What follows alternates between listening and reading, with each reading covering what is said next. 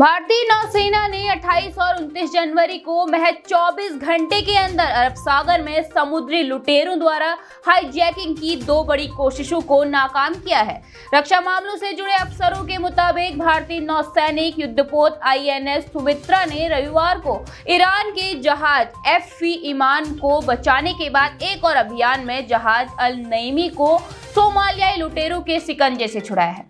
बताया गया है कि इस अभियान में भारत के मरीन कमांडोज ने भी हिस्सा लिया था।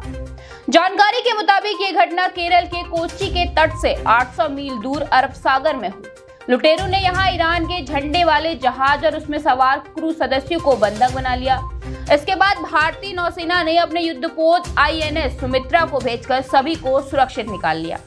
अधिकारियों ने कहा कि जहाजों की सुरक्षा के लिए हिंद महासागर क्षेत्र में हर जगह भारत की कड़ी निगरानी है। भारतीय नौसेना ने एक बयान जारी कर कहा कि 29 जनवरी को उसने अल नईमी को बचाने के लिए अभियान चलाया। इसमें सवार क्रू के सभी 19 सदस्य पाकिस्तानी नागरिक हैं। मरीन कमांडोज ने इस जहाज को घेरने के बाद ऑपरेशन भी चलाया और लुटेरों के शिप से भागने की पुष्टि की। साथ ही क्रू सदस्यों के हालचाल भी कमांडोज द्वारा जाने गए। हिंद महासागर को सुरक्षित बनाने के लिए लगातार सक्रिय भारतीय नौसेना ने अरब सागर में अदन की खाड़ी के पास अगवा किए एक ईरानी पोत और 17 क्रू सदस्यों को सोमवार को लुटेरों के कब्जे से छुड़ा लिया था।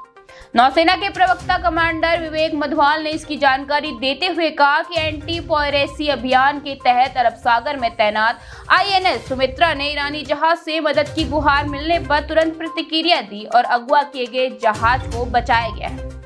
मधवाल ने बताया था कि सोमालिया के पूर्वी तट और अदन की खाड़ी के बीच समुद्री डकैती रोधी अभियानों पर तैनात INS सुमित्रा ने ईरानी झंडे के मछली पकड़ने वाले जहाज ईमान से मिले संकट संदेश का जवाब दिया।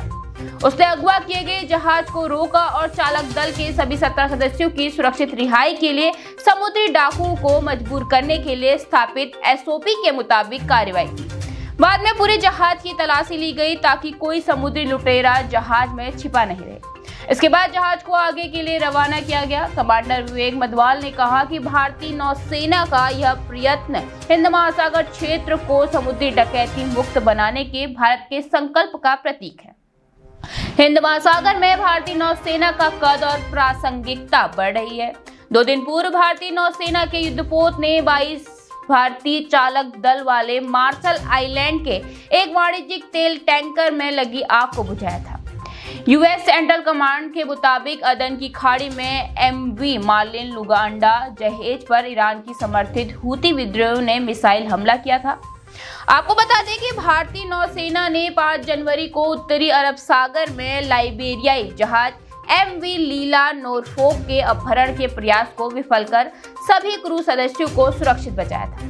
23 दिसंबर को नौसेना ने भारत के पश्चिमी तट पर लाइबेरिया के झंडे वाले जहाज MV केम प्लूटो को ड्रोन हमले से बचाया था।